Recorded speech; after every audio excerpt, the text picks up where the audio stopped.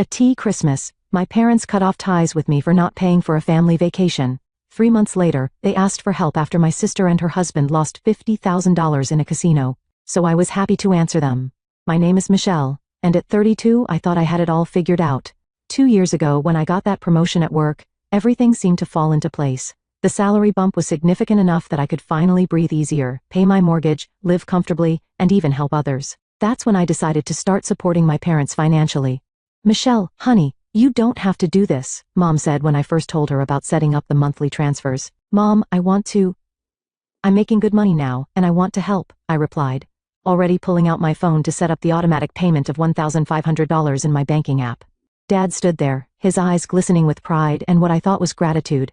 "We raised a good one, Sarah," he said to Mom, putting his arm around her shoulders. Those first few months were heartwarming. Every time the money hit their account, they'd call to thank me. Mom would go on about how blessed they were to have such a thoughtful daughter. And Dad would crack jokes about having a sugar daughter instead of a sugar daddy. We'd laugh, and I'd feel good about being able to help the people who raised me. But you know how they say no good deed goes unpunished? Well, I was about to learn that lesson the hard way. It started small. The thank you calls became less frequent, then stopped altogether. I didn't mind at first, it had become routine after all. But then the requests started coming in. "Michelle, sweetie," Mom called one day. "Our coffee maker just broke down. You wouldn't believe the noise it made. We were wondering if you could help us get a new one?" Of course, I said yes, it was just a coffee maker, right? But then came the iron, and after that, the washing machine. Each request bigger than the last, each one accompanied by increasingly elaborate stories about why they needed it right now. I still remember the day I finally spoke up. I had just finished a particularly stressful week at work, and Mom called about wanting a new smart TV. "Mom," I said, trying to keep my voice gentle, "I need you to understand something. I'm not printing money in my basement, I'm earning it. And while I love helping you guys, I think we need to slow down with the purchases." The silence on the other end of the line was deafening. "I see," Mom finally said, her voice ice cold. "Well, I wouldn't want to burden you with our needs." The line went dead before I could respond. The silence that followed was unlike anything I'd experienced with my family before. Weeks passed without a single call or message from my parents. The traditional Sunday dinners I'd grown up with suddenly stopped, and my invitations went unanswered. Thank God for my sister Amy. At 27, she'd just gotten married to her longtime boyfriend James, in a beautiful ceremony that I'd helped pay for. She became my only window into our parents' world during those silent months. "You won't believe this," Amy said during one of our phone calls, barely containing her laughter. "Mom and Dad are acting like you've committed some terrible crime. They keep going on about how you abandoned them just because you wouldn't buy them a TV. Are you serious?" I couldn't help but laugh too. A TV. You'd think I'd refuse to donate them a kidney or something. I know, right? But you know how they can be. Remember when I didn't call them for 3 days during my honeymoon? Mom acted like I'd moved to Mars.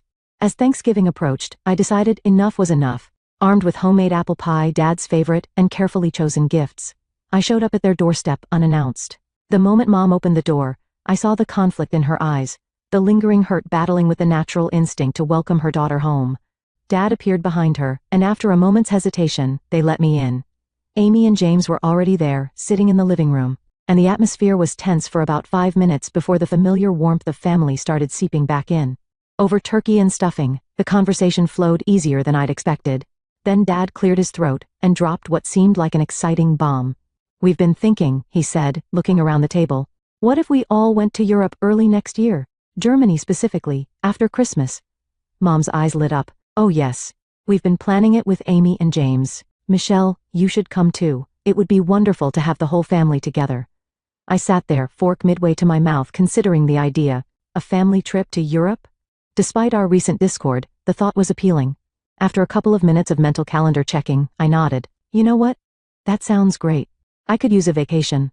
The rest of the evening was spent discussing potential destinations in Germany, with Mom pulling out her iPad to show various tourist spots she'd been researching. For the first time in months, it felt like we were a real family again. That night driving home, I felt optimistic. The next day, I requested 2 weeks off work for February, already excited about the prospect of exploring German cities with my family. In the weeks that followed, I resumed the Sunday dinner tradition, and each time, we'd spend hours planning our upcoming adventure. December arrived with a blanket of snow and the promise of holiday cheer. I spent weekends shopping for Christmas presents, determined to make this year special after our recent reconciliation. For Mom, I bought an expensive cashmere sweater she'd been eyeing. Dad got the latest model of his favorite smartwatch. For Amy and James, I picked out a high-end coffee machine for their new house. When Christmas Eve arrived, I took a taxi to my parents' house, my arms loaded with carefully wrapped packages. The house looked festive, with twinkling lights outlining the windows and a wreath on the door. Amy's car was already in the driveway. Merry Christmas. Mom greeted me with a hug that felt almost like old times. The living room smelled of cinnamon and pine, and the tree sparkled with ornaments we'd collected over the years. The gift exchange started well enough. My presents were met with excitement and appreciation, though I couldn't help but notice that their gifts to me seemed hastily chosen, a generic scarf and a gift card to a store I rarely visited. Still, I smiled and thanked them, reminding myself that Christmas wasn't about the gifts. After a few glasses of wine with dinner, the atmosphere shifted. Mom kept exchanging meaningful glances with Dad, while Amy and James seemed unusually interested in their plates. "So Michelle," Mom finally said, her voice carrying that sweet tone she usually reserved for asking favors. "We've been discussing the Europe trip. We found this amazing package deal for all 5 of us." I nodded, waiting for more information about the itinerary. What came next hit me like a bucket of ice water. "Since you're doing so well at work," Mom continued, her voice still syrupy sweet, "we thought it would make sense for you to cover the trip expenses. For everyone." The wine glass froze halfway to my lips. "I'm sorry." "What?" "Well, honey," Dad jumped in, "you make good money now. Much more than Amy and James. And your mother and I are retired.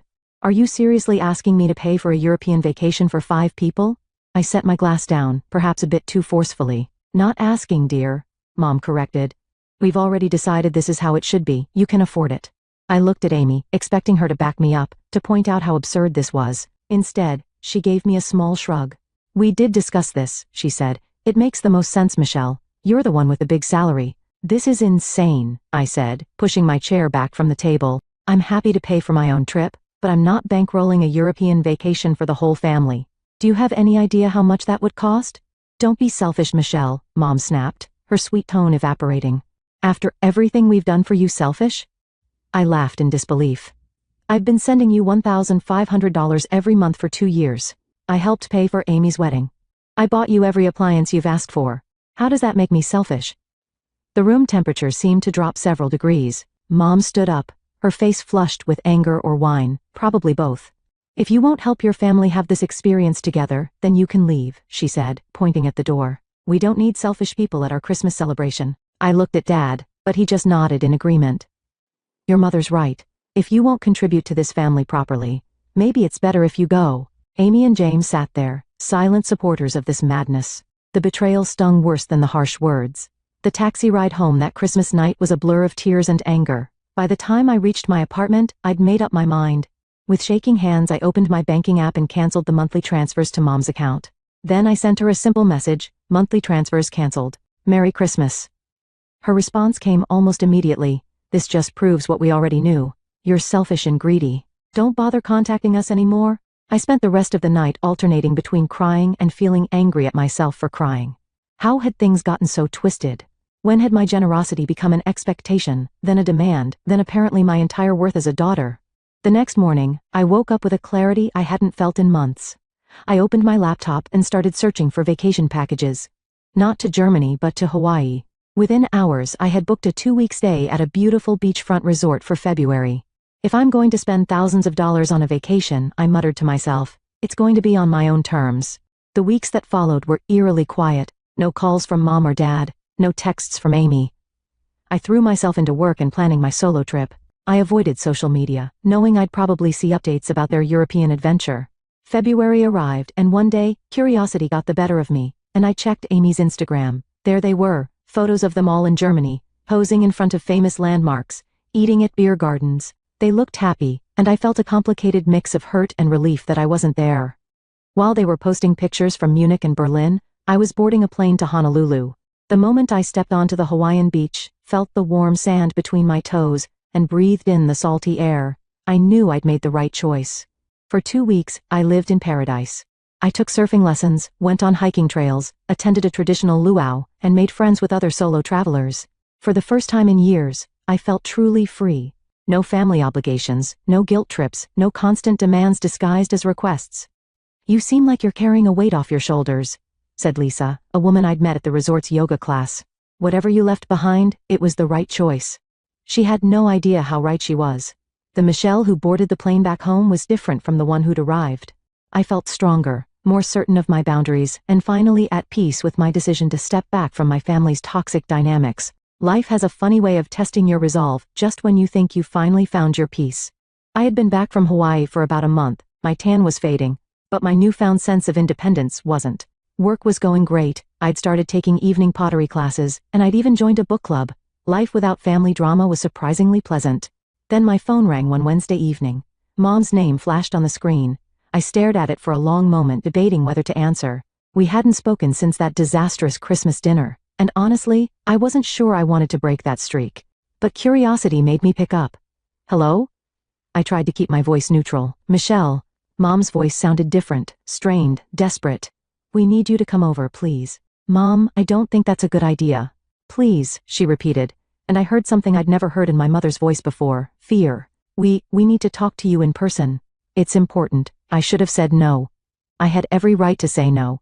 Instead, I heard myself saying, I'll be there in 30 minutes. The drive to their house felt longer than usual. My mind raced with possibilities. Was someone sick? Had something happened to Amy? Part of me wondered if this was another attempt to guilt me into giving them money, but Mom's voice had sounded genuinely distressed. When I pulled into their driveway, I noticed their house looked different. The usually well-maintained garden was overgrown, and Dad's prized car was missing from its usual spot. Mom opened the door before I could knock. She looked older somehow, worn down. Dad sat in his armchair in the living room, staring at nothing in particular. Neither of them offered me a drink, or even a hello. What's going on? I asked, remaining standing. Where's your car? Dad finally looked at me, his face haggard. We had to sell it. Sell it? Why? Mom burst into tears, which was alarming enough, but what came next was even worse. It's Amy and James, she sobbed. When we were in Germany, they went to Baden-Baden. They took my credit card. We thought they were just going sightseeing, but they went to the casino. Spent almost $50,000 in 2 days. I felt like I'd been punched in the gut. $50,000? How is that even possible? Credit card limit, Mom whispered. Plus cash advances. We didn't even know until we got back and the bank statement came. But that's fraud, I said. You can dispute the charges. No, we can't, Dad said heavily. We had given Amy permission to use the card for emergencies. And there's more. The next half hour was like watching a horror movie unfold. My parents took turns explaining how they'd discovered that James had a gambling addiction, something Amy had known about but kept secret from the family for years. Worse, he had apparently introduced Amy to gambling, and she had developed her own addiction. She seemed so happy, Mom said, twisting a tissue in her hands. All those years with James, we thought they were perfect together. We had no idea. James lost his job, Dad added. His company found out about his gambling. They fired him immediately. Now they're both struggling. I sat there, trying to process it all. My sister, practical, sensible Amy, was a gambling addict?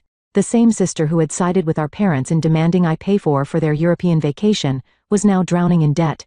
Why are you telling me all this? I asked, though I already knew the answer. Mom leaned forward, her eyes pleading. Michelle, honey, we need help.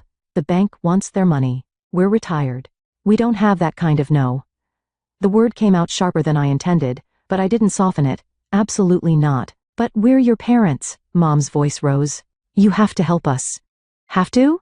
I stood up, anger bubbling inside me. Like I had to pay for everyone's European vacation? The same vacation where Amy and James stole $50,000 from you? We were just joking about the vacation, Mom said quickly. We didn't mean those things we said at Christmas. You know we love you. Love me? I laughed, but there was no humor in it. You kicked me out of Christmas dinner because I wouldn't bankroll your vacation. You called me selfish and greedy. You cut off all contact with me. And now you want me to bail you out? Your sister needs help, Dad said quietly. She's family.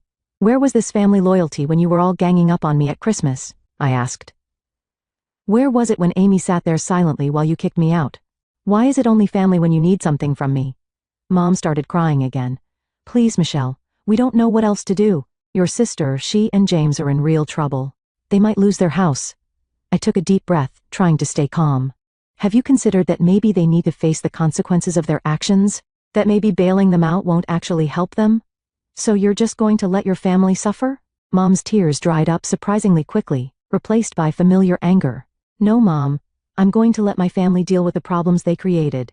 Amy and James need professional help for their gambling addiction, not a blank check from me. And you and Dad need to understand that your retirement savings aren't a casino emergency fund. Get out, Mom suddenly screamed, just like she had at Christmas. Get out if you won't help us. I stood up calmly, feeling strangely detached. You know what's funny? I actually came here tonight, worried that something terrible had happened. I guess something did, just not what I expected. Good luck with everything. As I walked to my car, I could hear Mom crying and Dad trying to calm her down. My phone started buzzing before I even reached home. Texts from Amy, begging for help, claiming she and James would change, that they just needed this one chance. I blocked her number. The weeks following my parents' revelation were a storm of missed calls, desperate voicemails, and emotional manipulation attempts. Amy tried creating new numbers to contact me after I blocked her. Mom enlisted relatives to plea on their behalf. Dad even showed up at my workplace one day, though security didn't let him up to my floor. I'd heard through the family grapevine that my parents had been forced to use their retirement savings to pay off the credit card debt. Aunt Susan told me they'd also taken out a second mortgage on their house. Part of me felt guilty, but another part felt angry that they'd put themselves in this position. One evening, I received an unexpected visit from James's sister, Kate. We'd met at Amy's wedding but hadn't really stayed in touch. I know it's late, she said when I opened the door, but I needed to talk to you. I let her in, curious about what brought her here. I want you to know you're right, she said, sitting on my couch. About not helping them, I mean. James has been struggling with gambling since college. Our parents bailed him out countless times, and it never helped. It just enabled him to keep going. Did Amy know, when she married him? Kate nodded grimly.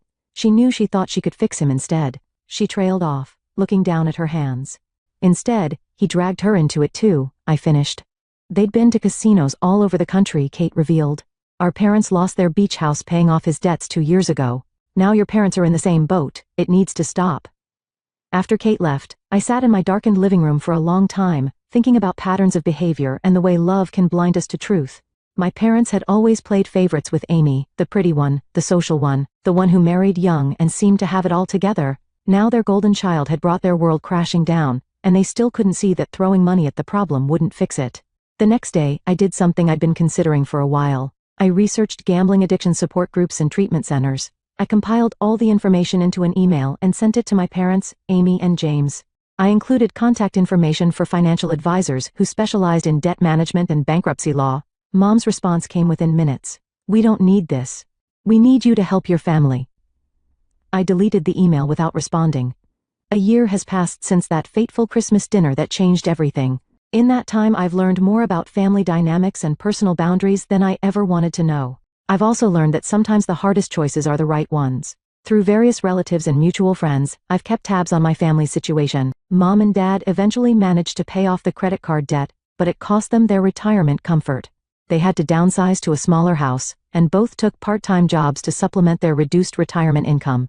Amy and James filed for bankruptcy. They lost their house and moved into a small apartment. Last I heard, they'd finally agreed to attend Gamblers Anonymous meetings, though only after hitting rock bottom.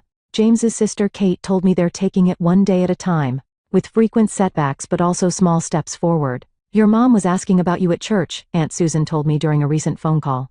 She misses you. I miss her too, I admitted, but I can't go back to the way things were. And that's the truth. I do miss my family, not the people they became when money got involved, but the people they were before. I miss Sunday dinners that didn't come with strings attached. I miss my little sister who used to call me for advice about everything. I miss my parents who used to be proud of me for who I was, not what I could give them. But I don't miss the guilt trips, the manipulation, the constant demands disguised as requests. I don't miss being treated like an ATM with legs. I don't miss having my generosity taken for granted and then thrown back in my face as an obligation. My life has changed in unexpected ways since setting boundaries with my family. I've advanced further in my career, focusing my energy on professional growth instead of family drama. I've strengthened friendships that I had neglected while trying to keep up with my family's demands. I've even started dating again, something I hadn't had time for when every spare moment was consumed by family obligations. Last week, I received a letter from Mom. Unlike her previous messages, this one wasn't asking for anything. Instead, it contained something I hadn't expected, an apology. It wasn't perfect. She still tried to justify some of their actions, but it was a start. We were wrong, she wrote. We took advantage of your generosity and lost sight of what really matters. We lost you. I haven't responded yet. I'm taking my time considering what kind of relationship I want with my family moving forward. I know now that I can love them without enabling them, that I can care about them without being responsible for them. Yesterday, I was going through some old photos and found one from that last Thanksgiving before everything fell apart. We all looked so happy, planning our European adventure, not knowing how it would all unravel. Sometimes I wonder what would have happened if I had given in and paid for that trip. Would it have prevented the casino disaster? Or would it have just been another step in the pattern of enabling that led us here? But then I remember what my therapist told me. You're not responsible for other people's choices, you can only be responsible for your own. So, that's what I'm doing. Making my own choices, living my own life, and finding peace with the fact that sometimes the best thing you can do for the people you love is to stop protecting them from the consequences of their actions. The money I used to send to my parents now goes into my own retirement account, and a charity that helps families affected by gambling addiction. Sometimes the best way to help others is to make sure you're standing on solid ground yourself.